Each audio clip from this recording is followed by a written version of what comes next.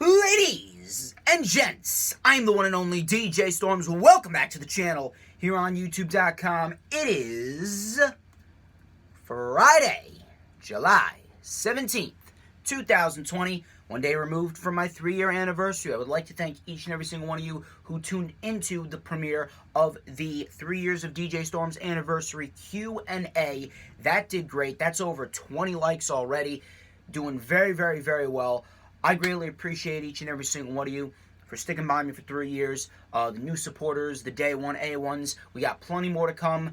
We got this video right here, which is the rewind for AEW Fight for the Fallen 2020, which of course took place on Wednesday on TNT from 8 to 10 p.m. Eastern Time. We got a lot to go over for Fight for the Fallen, but first things first, I actually wanted to talk about this piece of news, and I was originally going to save this for the Lightning Flash update, but I figured since it's AEW related, why not talk about it on the rewind for Fight for the Fallen, and it's a report from the Revival, or FTR, whatever the hell you want to call them, FTR, specifically wanting to leave AEW already. Now, Wrestle Talk, we all know Wrestle Talk is famous for the short clickbait videos, and I guarantee you this was nothing more than a clickbait article right here. I've read this article already, and just so you know, they're not looking to leave All Elite Wrestling, but I actually think that what they could do with being under contract with All Elite Wrestling, going to other promotions, this could lead towards a partnership with either Impact or possibly New Japan. We'll see what happens, but here's what FTR had to say when speaking to Kenny McIntosh on Inside the Ropes. Speaking to Kenny, Cash Wheeler said, and I quote, "First, we gotta smack the piss out of Kenny Omega for pouring out our beer. First and foremost, we've said we're the best tag team on the planet for a long time. We've proved it time and time again, but right now, our sights obviously are going to be set on tag team gold. When you're the champions, you get that pay raise. You get all the perks that come with it. We want to be AEW tag team champions. We want to just run through the entire division and anybody that wants to step up to us, because that's what we do. We prove it in the ring. We prove it wherever you want.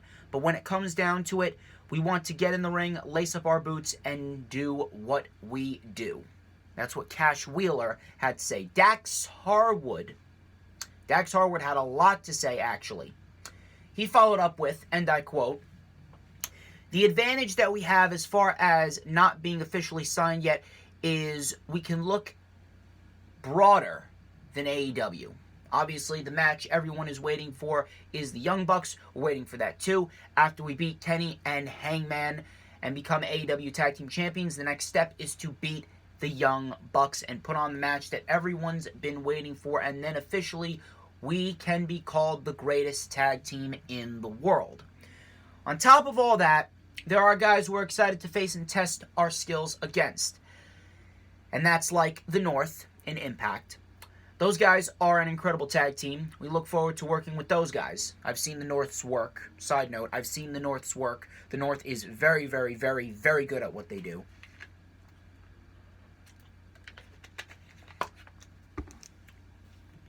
Continuing on, Hardwood said, "Obviously, for a few years, we've gotten tagged a lot about FTR and the Briscoes in Ring of Honor. Those guys are from Sandy Fork, and that's okay. We're from North Carolina. I guarantee you, I promise you, with all 10 of my fingers and all 10 of Dash's finger, we can beat the hell out of them easily. I would love to test my skill and grit against them. Across the pond over in New Japan, Juice Robinson and Dave Finlay. That's a team we are looking forward to working with. Tama Tonga and Tonga Loa, the Gorillas of Destiny. Ultimately, we want to stack up tag team gold, so before everything's all said and done, people can say, you know what? Tully and Arn were one of the greatest. Midnight Express were one of the greatest. But FTR is the best we've ever seen." End quote. First off, I do not think that they're looking to completely leave All Elite Wrestling. I don't think they're going to do that. I don't think that they would be dumb enough to just leave All Elite Wrestling just like that. I don't think that Tony Khan would allow them to leave All Elite Wrestling like that. But if I'm Tony Khan, I believe that Tony Khan is going to use this. He's going to use FTR. If FTR really want to expand their horizon, go to Impact, go to New Japan, go to Ring of Honor, this could be Tony Khan's big opportunity to expand his horizon and possibly build a partnership with one or more of those types of promotions. This could very well catapult All Elite Wrestling. And you know something? I do believe that All Elite Wrestling was headed towards a partnership with one of these promotions at some point this year, but I do believe that the pandemic going on right now, that really halted those types of plans. Now with FTR wanting to expand their horizon, this could very well give Tony Khan the opportunity to use FTR to build bridges there. So I actually think this is very, very exciting. This could very well lead to a huge partnership between AEW and New Japan, or AEW, New Japan, and Ring of Honor, a Bermuda Triangle, so to speak, of wrestling partnerships, building up an empire. We could see Ring of Honor individuals, the Briscoes, on All Elite Wrestling. You could see FTR and New Japan Pro Wrestling. You could see the Guerrillas of Destiny. You could see Kota Ibushi or Kazuchika Okada in All Elite Wrestling or in Ring of Honor. I think this is very, very, very, very interesting. So I'm very much looking forward to seeing how they follow up after this interview. But I thought I'd start off with that little piece of news. Anyway, let's get straight into the matches. Well, actually, first things first. Before we get into the matches here on the Rewind for Fight for the Fallen 2020, please follow me on Twitter at HistoryMakerDJS. Follow me on Instagram and Periscope at the DJ Storms. Add me on Facebook as well. For collaborations and business inquiries, please send me an email. My email is StormsTakeOver at gmail.com. Of course, like the official DJ Storms business page, and I may just send you an invite to join the official DJ Storms Posse group on Facebook, that is.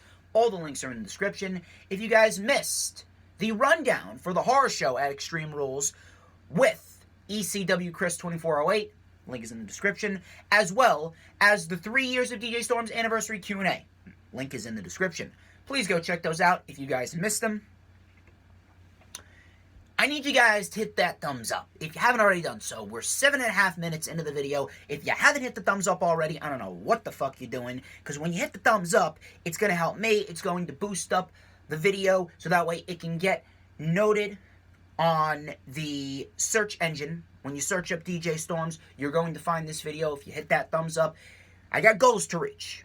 I really got goals to reach. 30 thumbs up. Come on. Help me reach those goals. And when you hit the thumbs up, you got to comment down below. Because when you comment down below, that way, it sparks up the conversation. Gets people talking. Give me your thoughts on Fight for the Fallen. What was your favorite match? What was your least favorite match? And then, of course, when you comment down below, you got to hit that subscribe button. Because, of course, I got goals there. I'm trying to grow. I'm trying to expand. Hit the subscribe button if you haven't already done so. And when you hit the subscribe button, you got to hit the notifications bell with a huge coup de grace. That way you will know whenever I pop up on YouTube. Because whenever I pop up on YouTube, it is the best time to be on YouTube. It's the only time you're going to get to see this glorious sideburn chin strap combination. This beautiful mustache right here. I mean, come on. Everybody wants a piece of the Storms Meister.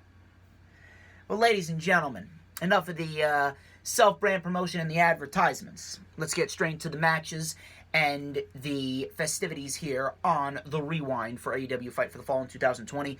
Overall, I would say AEW, they've been doing very, very well. They've been keeping a nice, consistent pace going through the summer. Obviously, they did have that downward period in April where we did have some extremely lackluster episodes of Dynamite, especially that one with that terrible main event with Moxley and Hager. That lackluster episode where the TNT Championship tournament, that was pretty much the only focus of the show throughout the month of April. So we actually had a downward period leading up to Double or Nothing, but after Double or Nothing, AEW has been very nice, very consistent, great wrestling. They've been maintaining a nice, steady, consistent pace. Obviously, this was not a perfect show. We did have some shitty moments, including that terrible fucking Nightmare Sisters tag team match, and I'm going to talk about that when we get to it. But overall, we got a very, very nicely paced show that flowed very, very nicely. Started off with the TNT Championship with Cody and Sonny Kiss. Now, You guys already know how I feel about Sonny Kiss. I cannot stand Sonny Kiss. I do not like Sonny Kiss. I hate his character portrayal, his flamboyancy, and his charisma. It just comes off as so fucking annoying, and I've stated that numerous amounts of times. I cannot stand the fact that he screams like a little girl at every single offensive move done to him. He actually didn't do that here. Which I can appreciate. This was actually a nice visual change for Sonny Kiss, because he wasn't as flamboyant and he wasn't as fun-loving as he usually is. He was actually taking in a more serious tone. And you better be doing that when you're going up against Cody. So I can appreciate that. I am not a Sonny Kiss guy. I'm never going to be a Sonny Kiss guy. I am not a Sonny Kiss fan. Furthest thing from a Sonny Kiss fan. But Cody made him look great in this match. This was probably one of Sonny Kiss's best performances in his career, period. And I've seen Sonny Kiss here and there on the independent scene. I do my research. I've done my research. I've looked up some of his matches. And out of all the matches that I've seen Sonny Kiss compete in, this was probably one of his best performances to date. Cody made him look great in this match. This wasn't a great match. This wasn't an overwhelmingly great match. This wasn't a show stealer.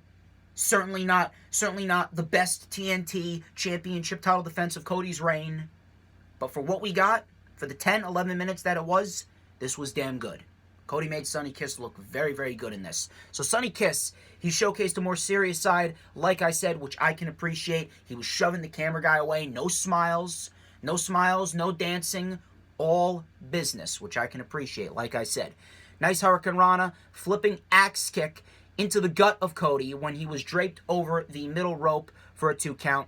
Cody actually showcased his heel side a bit more, doing push-ups in the ring. He actually went right after Sonny Kiss.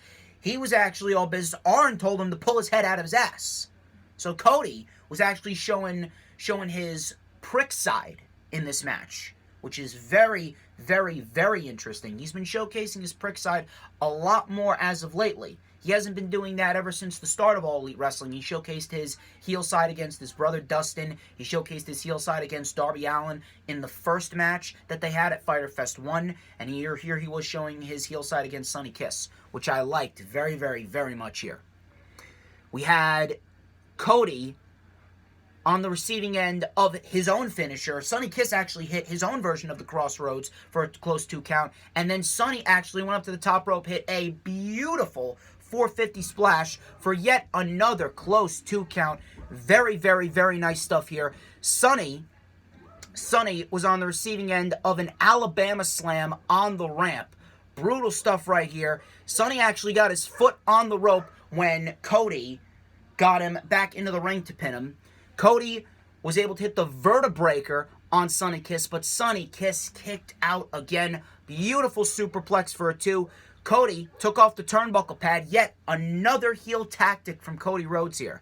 Cody took off the turnbuckle pad, and then Cody actually got sent into the post, or into the turnbuckle pad, the exposed turnbuckle pad. He wasn't busted open, but he was sent into the exposed turnbuckle pad. Cody got rolled up for yet another close 2 count, and Sonny Kiss eventually got caught with a Crossroads for the win. Afterwards, they shook hands and embraced. Really good match right here. Again, it wasn't Cody's best TNT Championship title defense. That accolade belongs to Jungle Boy back on the June 3rd episode, I believe it was, of AEW Dynamite. But what we got was damn good for the 11 minutes that it was. Sonny Kiss had one of his best performances in AEW and in his career to date. Cody made him look really, really, really good here. If Sonny Kiss keeps up this serious attitude, maybe, just maybe, I might be able to get behind them. Now, right now, one performance isn't really going to make me a fan of you, but for what we got, again, I would say it was damn good. Really good stuff here from Cody and Sonny Kiss. Lucha Bros versus FTR. Lucha Bros actually came running in on FTR's car with their new friends, the Butcher and the Blade. So FTR and the Lucha Bros here putting on an excellent tag team match. A little sloppy at times, not going to lie to you. I noticed towards the beginning they were a little sloppy, and I do believe it was because of the fact that the Lucha Bros haven't been together for a few months now since Pentagon. He was quarantined in Mexico for a little while. So they did start off a little bit sloppy, a little bit uncoordinated in the beginning, but they did get back into it as the match went on. So a little sloppy towards the beginning. Swift kicks to FTR going into commercial. Harwood came off the hot tag. Nice snap suplex to Pentagon onto Phoenix. Nice facebuster to Phoenix into the buckle. Phoenix with a big splash off of the turnbuckle. And then we had Phoenix getting caught with a forward electric chair bulldog combination for 2. We had all 4 men down after Cash jumped into the double knees by Pentagon, and then Phoenix did a springboard himself. He got caught with double knees by Harwood. All 4 men were down. Pentagon Jr. with a nice sling blade. Cash with a suicide tornado DDT on the floor. Looked brutal there. Ray then took out Cash. And then we had Dax actually pulling the mask off of Ray Phoenix into the roll-up for the win. You gotta appreciate the wittiness and the quick thinking of FTR. Normally, and I like that the announcers pointed this out, normally that would be a disqualification in other countries, but not in America, not in All Elite Wrestling. Ray Phoenix got his mask taken off. He was too focused on covering his face, and Dax took advantage. Really good tag team match right here. Excellent stuff here. Sloppy in the beginning, not gonna lie. A little sloppy in the beginning between all 4 men, but they did pick it up in the end. It ended up turning out to be a great tag team match. Then afterwards, the Bucks came up from behind the Butcher and the Blade. They gave them super kicks, and then they gave the keys back to FTR. And then Omega actually came out with some drinks as a peace offering to FTR, and it looked like FTR was going to accept the peace offerings, but then they poured the drinks on Kenny Omega's head. And the Bucks were like, what the fuck was that all about? And then FTR was like, no, we're going to go get some quality beer. Thank you for the key. Thank you for the keys, though. We're going to go get some quality beer. The tensions are really starting to build between the tag team champions, FTR, and the Young Bucks. I am really liking the style and the pacing of this feud and the eventual build towards the tag team match with the Young Bucks, which I still believe is going to take place at All Out. I do not think that the Revival, or FTR, whatever you want to call them, I do not think that FTR are going to take the titles off of Kenny and Hangman, nor should they. I think it's way too early for them. I would not give them the titles this early. I would wait. I would go for the match with the Young Bucks at All Out, regular 2-on-2 tag team match, and then I would eventually build towards that tag team title match in the main event of a pay-per-view, which I do believe is taking place once we get crowds back between the Young Bucks and FTR. I do believe that FTR will be tag team champions by mid-2021, if all works out correctly. But I really like the route that they're going with as far as the build towards the eventual match between the Young Bucks and FTR. Great tag team match here with the Lucha Bros. The tension's really starting to build there between FTR and the Bucks. And Omega, he had his own little internal demons come into play later on in the night, which we're going to talk about in a little bit. So Jericho came out with the Inner Circle. He called himself the Demo God, reminded everyone that the demos matter. See, it's good to get the overall win in viewers, but the demos, the 18 to 49 demographic, that is what really matters. So he called himself the Demo God, says the 18 to 49 demographic is the most important thing. That's the most important aspect of the ratings war. And let me tell you something. I don't care about the demos. I don't care about the ratings war. I don't care who gets more viewers overall or in the demos than the other. I don't even care about the ratings for Raw and SmackDown. I really don't. But that line, that little jab by Jericho, fucking hilarious. That was hilarious. And if you're actually mad at this, if you're actually mad at that, it just goes to show you how much of a softie you really are. I just wanted to point that out there. It just goes to show you how easily you're worked. How easily you're worked. Jericho knows exactly what he's doing. Jericho has you in the palm of his hand if you're getting mad at this. Jericho is getting exactly what he wants. Jericho did this to garner a reaction. Jericho did this so that way he could get people talking. Jericho did this because he knew it would piss the marks off. You're falling right into his trap. At the end of the day, this was hilarious. Doesn't mean anything.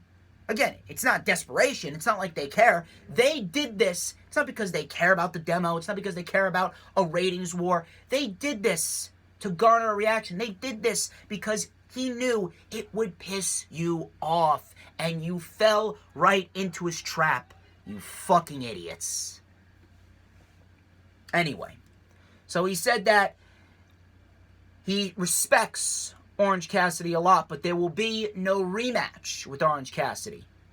So they came out with jugs of orange juice. He says, to toast, one for you and one for your dead career, and he poured orange juice out on the floor. So the crowd started chanting, you scared, at Jericho before Cassidy eventually came out. Chris says that there'll never be a rematch. And then he says to Cassidy, get the hell out of my arena. So Orange Cassidy gave his thumbs up, and then he gave his thumbs down.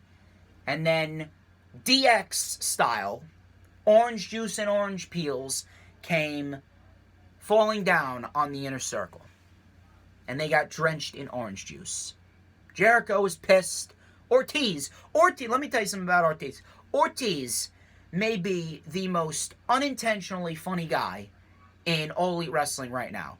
The guy, I don't know if you saw this, but the guy, as soon as the orange juice came down, the guy was already flipping and flopping. The guy was flipping and flopping before all the orange juice even came down on the floor. And the fact that he couldn't even get up. I was laughing my ass off at that. I don't know what it is about Ortiz, but I'm telling you, Ortiz is like the R-Truth of All Elite Wrestling. Except Ortiz is actually a better wrestler than R-Truth, and Ortiz, he's actually taken more seriously than R-Truth. But Ortiz, he is fucking hilarious. Ortiz is golden. Ortiz, absolutely golden. Flipping and flopping, can't get up. Great stuff there from Ortiz. Jericho's losing his shit. He's screaming, Cassidy! Cassidy! And then they gave him a towel. He gave him a towel with Orange Cassidy's face on. And Jake Hager's like, no, don't wipe your face with that. Jericho then looks at the towel. And then he goes, Cassidy! If they do another match between Orange Cassidy and Chris Jericho, I would not mind that whatsoever. I would love that. I would actually love that. If they do that, I would not mind that whatsoever. And Jericho had to do commentary afterwards. But this segment was hilarious. And, people were actually saying that Chris Jericho, some fucking idiot, some fucking loser was saying that, Chris Jericho cut a horrible promo. Horrible promo. Why? Because he mentioned the demos? Again, he did that because he knew it would work you. You've been worked, my friend. Horrible promo. Fucking idiots on Twitter. If you're telling me that Chris Jericho cut a horrible promo, if you're mad at this, you're just being mad, and you're just saying that it was a horrible promo just to be cool. Spoiler alert, you're not cool. You're a fucking loser. Moving on to a 6-man tag team match between the Jurassic Express and the Elite. The Elite, specifically the Bucks and Omega. This match was a crazy fucking match. All over the place. Crazy spots. Great wrestling here between Jurassic Express and the Elite. Omega with a tope onto all members of Jurassic Express going into picture-in-picture. Jungle Boy came back with a swinging DDT to Nick in the ring. Luchasaurus got the hot tag. He lit up all 3 members of the Elite. Chokeslam moonsault combination broken up by Omega. Big headbutt to Omega. 2 knees to Luchasaurus. Right in the mush. Snapdragon to Luchasaurus. Snapdragon to Marco. Snapdragon to Jungle Boy. Alley-oop, head scissor takedown to Omega, where actually Jungle Boy and Luchasaurus, they literally hoisted Marco's stunt from the floor into the ring, over the ropes, into a head scissor on Omega. That was crazy in its own right. We had the Extinction event, which is that tombstone cutter that they've been using. I did not know the name until a couple nights ago. The Extinction event, broken up by the Bucks. Tiger Driver 98 for a really close 2 count. Hurricane Rana by Hurricane Rana by Jungle Boy on Nick into a 450 by Marco, but that was broken up by Matt. Big Canadian. This was probably the spot of the entire match. Matt Jackson was on the middle rope. He was standing on the middle rope, and Jungle Boy launched Marco's stunt over Luchasaurus into a Canadian destroyer off the middle rope. Matt, I don't know how high he fell from. That was broken up by Nick. Big V-trigger to Marco and Luchasaurus. Another V-trigger to Marco, which looked like it absolutely killed the guy. And then a one-winged angel by Omega for the win in a great match. And then afterwards, this was the story after the match. The match was crazy. The match was excellent. But this was the real story after the match. Omega attacked Marco's stunt after the match. And the Bucks were trying to get him off of Marco's stunt. And they were like, what the hell was that? And Omega, he was sitting in the corner and he was smiling and laughing. And some people have been asking, where's Cleaner Kenny been? I don't know. I think we may have just seen some early glimpses of it.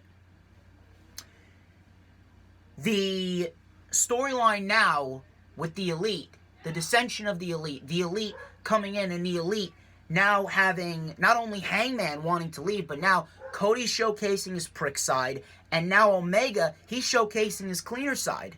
You know, I've been predicting Hangman's going to turn heel. Right now, I don't even know.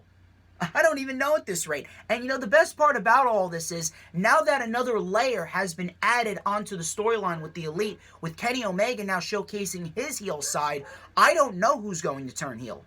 I do not know who's going to turn heel whatsoever, and this is what makes it interesting.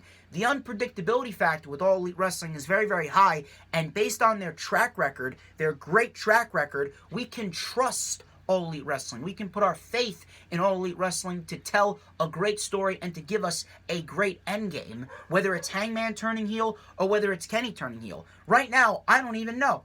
Some people were predicting Kenny to turn heel before he even started showcasing the cleaner aspects, in All Elite Wrestling at least. But based on what happened at Revolution, I was predicting Hangman to turn heel right from the get-go because he's the one that initially wanted to leave the Elite. But now, Omega, now he's starting to showcase his heel side, attacking Marco's stunt. Cody's starting to showcase his heel side, and Tully Blanchard was actually in the crowd watching and scouting Cody. He was also scouting FTR, another Four Horsemen faction that could be coming. There's a lot of moving parts. A lot of moving parts within the Elite, so much so that I can't give you a straightforward answer as to what's happening with the Elite going into the summer and then going into the fall. So at this rate, it's just going to be fun to just watch and see how it plays out. I am loving the storyline and the dissension of the Elite. I am really loving this. And whatever happens, I have full confidence in All Elite Wrestling that they're going to give us a great story and a great endgame. I do still believe that the Dark Order should take the titles off Kenny and Hangman. I'm still holding out till All Out to see if that happens.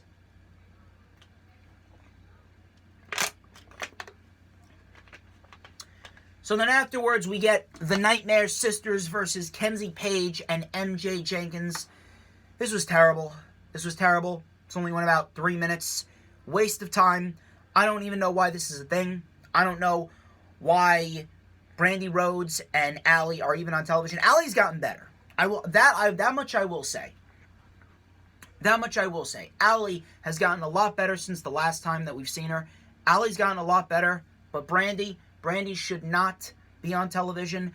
And ultimately, what's the end game here for the Nightmare Sisters? You're really going to introduce women's tag team championships? You're working with a limited women's roster as it is already. Britt Baker's on her way back, but she's been injured since before Double or Nothing. Chris Statlander's injured. And then you have half of your Joshi wrestlers that you use. They're quarantined in Japan. What are you going to do? You're really going to put Brandy and Allie in a women's tag team title situation? You're going to introduce those women's tag team titles and give them to Brandy and Allie? It's the same thing with the FTW Championship. Women's tag team championships just feel unneeded and unnecessary. And I already said that this storyline with QT, Dustin, Brandy, and Allie, it's terrible. I've said it before. They're trying way too hard to make the Allie QT storyline their version of Otis and Mandy Rose, and it's not working. Matter of fact, the Otis and Mandy Rose storyline died after WrestleMania. I really don't understand why they're doing the storyline. Now, it's not as bad as the Nightmare Collective. Let's not get it twisted. It's not as bad as the Nightmare Collective, but it's still bad.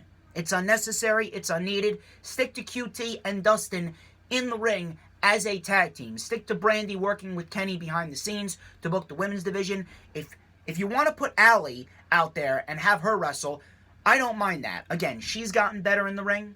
I think that she's gotten a lot better from when we first saw her in October.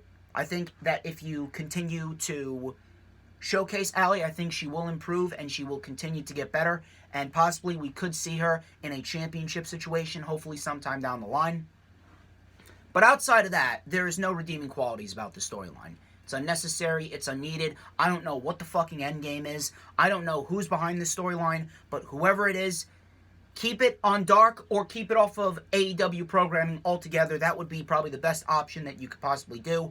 Completely unnecessary. Stick to Dustin and QT as a tag team putting on great matches. We don't need to see Brandy in the ring, no matter if she's decent or not.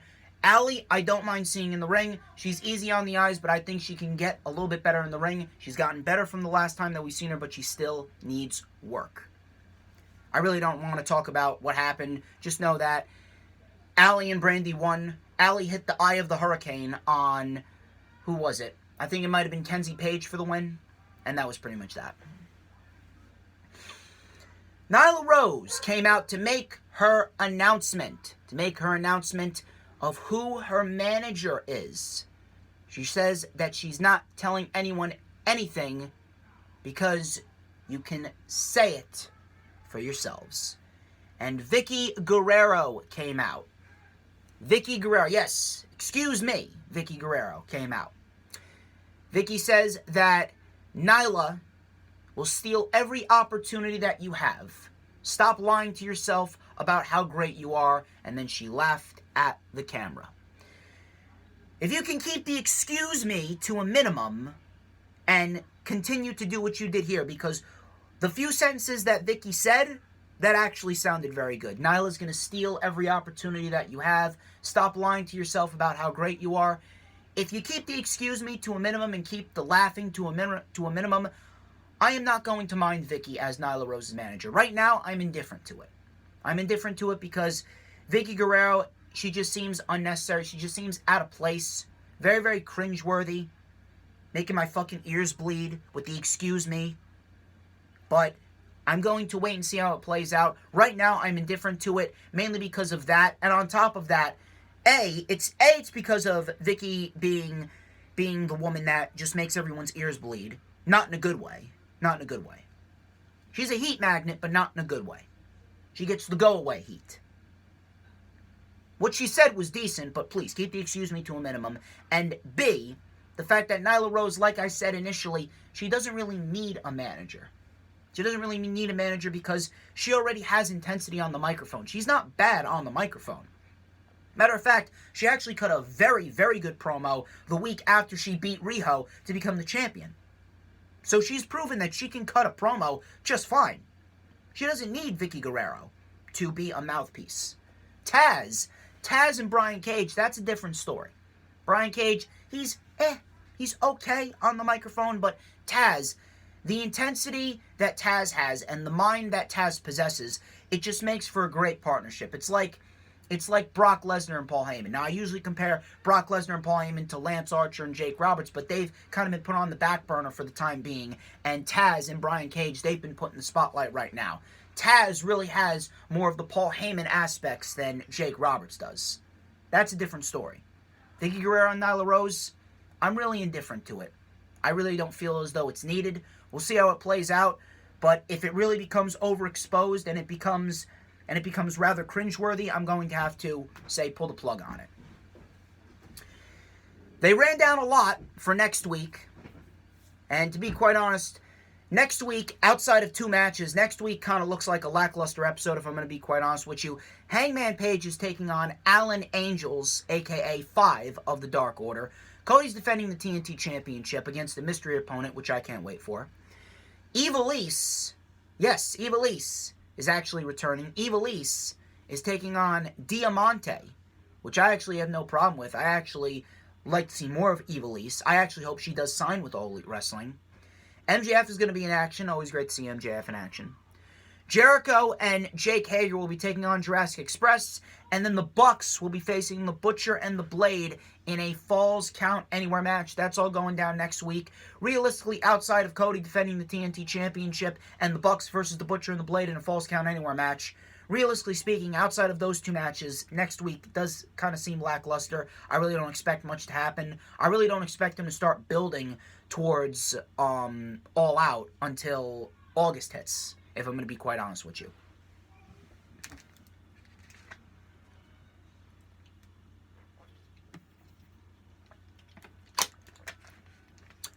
Jon Moxley versus Brian Cage for the AEW World Championship. This was slated to take place at Fyter Fest Night 2, but that didn't happen because Tony Khan took extra precaution because Jon Moxley came in contact with someone with COVID. So I gotta respect Tony Khan in that regard, and I've said it before, you gotta respect Tony Khan there for watching out for the health and well-being of his superstars. So Jon Moxley and Brian Cage, AEW World Championship match, started off right out of the gate hot. Cage was toying with Jon Moxley in the beginning. Nice fallaway slam. He was doing the bench presses with Jon Moxley in the fallaway slam position. Moxley with a big drop kick from the middle rope. Moxley then snapped the left arm, the surgically repaired left arm, and this was the story of the match. The surgically repaired left arm that Brian Cage actually injured 3 months ago, and the announcers even pointed out that it delayed his arrival to All Elite Wrestling. So the left arm right there, that was the story of the match. Moxley was suicide dive. Cage took over control, sent Moxley into the barricades and the railings. Cage then German suplexed Moxley into a propped up guardrail going into the commercial break. This turned into a war very, very, very quickly. A chair was actually set up on the floor. Cage actually suplexed Jon Moxley onto the chair. Jon Moxley hit hard. His back was fucked up. His back must have been fucked up after this match. So Moxley hit hard there. Cage with a beautiful moonsault. A guy his size doing a moonsault, always impressive, but he missed. Moxley moved out of the way. Moxley with a few running knees. He was able to hit the paradigm shift, but Cage kicked out. Big superplex by Moxley into the Kimura lock, wrenching on that arm. Again, the arm was the target of Jon Moxley. The arm wrenched back and targeted by Jon Moxley throughout the entire match since the opening bell. Then we had a big buckle bomb by Brian Cage and a Cesaro-like superplex into the ring. Moxley continued to wrench on the surgically repaired arm, wrenching on it in arm bars and Kimura locks. And then we had almost a modified version of the disarmor. Taz was losing his shit. And Moxley had a modified disarmor, and Moxley looked directly at Taz and flipped him off. Moxley flipped off Taz, and Taz threw in the towel. Brian Cage was not pinned. He did not submit. He had to have the towel thrown in because Taz did not want Brian Cage to go back to surgery. He did not want Jon Moxley to tear the bicep off of the bone. Jon Moxley retains in a great match, not as good as the match with Brody Lee. Brody Lee, I think, is the standard bearer for Jon Moxley's World Championship title defenses. Brian Cage and Jon Moxley, they did fine. But Brody Lee, that was the best match of Jon Moxley's World Championship reign thus far. But Brian Cage, he did do a very good job. He did an admirable job against Jon Moxley. This was a test run, like I said, and I would say Brian Cage passed with flying colors. And then Cage hit Jon Moxley with the FTW title and continued to attack Moxley. The lights went out. Lights came back on.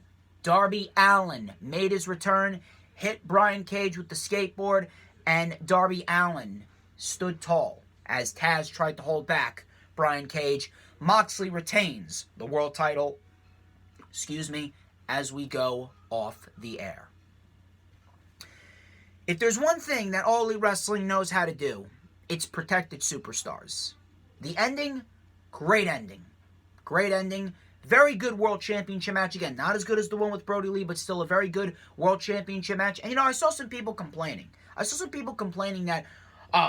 this was a disappointing ending with Jon Moxley and Brian Cage. Disappointing? What the fuck did you expect? What the fuck would you have rather done? I saw some people pitching a DQ or a double countout or a time limit draw. First off, I need to fucking make these people look like idiots. First off, DQs and countouts do not belong in championship matches. That needs to be abolished altogether. If you would have done a DQ or a double countout, then these two would have had unfinished business. And then, if they would have done a time limit draw, they still would have had unfinished business. One guy was actually pitching to me, Jon Moxley would have had an obligation to either give Brian Cage a rematch or not. When have they done that in All Elite Wrestling?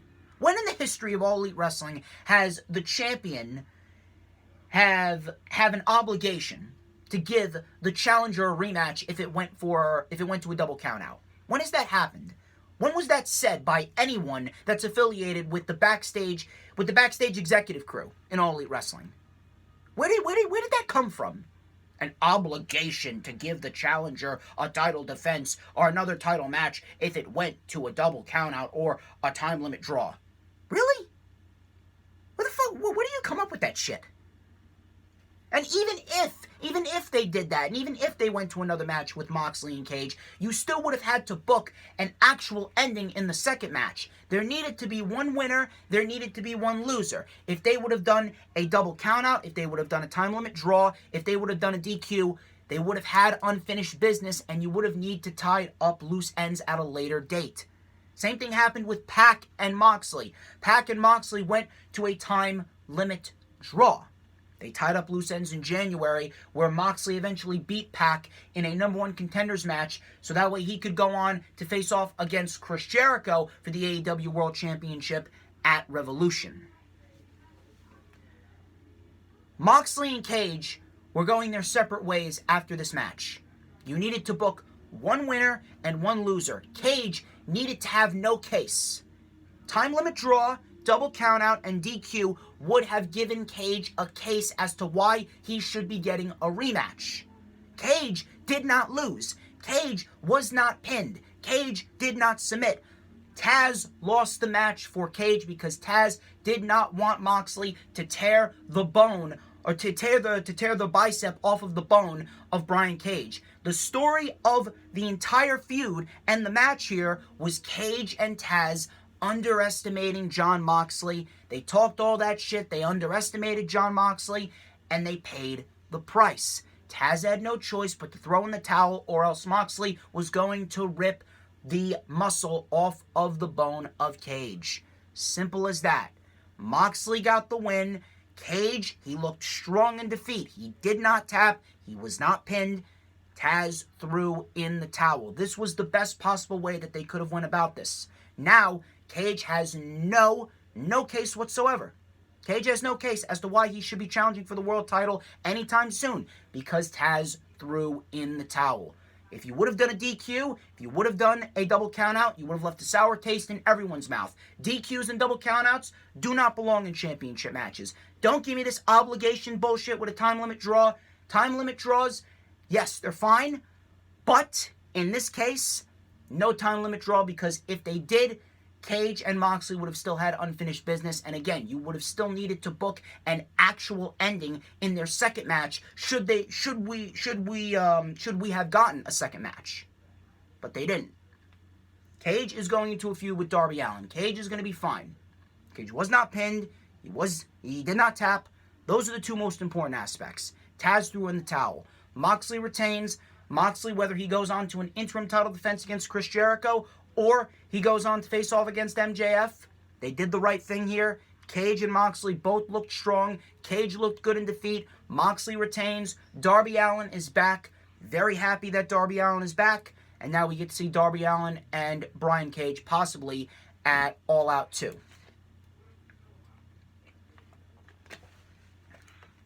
But overall, Fight for the Fallen. Very good show. I would not say it was as good as Fyter Fest, considering that Fyter Fest had 2 nights and Fight for the Fallen only had 1. Maybe it's not fair to compare the two, but regardless, still a very good show. Kept the nice consistent pace that All Elite Wrestling has been on going into the summer, into August, and into All Out. Can't wait to see what they do next week. Even though next week looks like a bit of a lackluster week, trust me, I will be right here on the channel, taking my notes, ready to give you guys my expertise analysis as always. But that wraps up the rewind for AEW Fight for the Fallen 2020. I'd like to thank each and every single one of you who tuned into this video. As always, like, comment, and subscribe. Check out all the links in the description, the videos, the social media links, everything. Got a lot to talk about tomorrow on the Lightning Flash update as well. I got a lot of news, including news on Mustafa Ali. I got news on a lot of SummerSlam matches either being postponed or changed.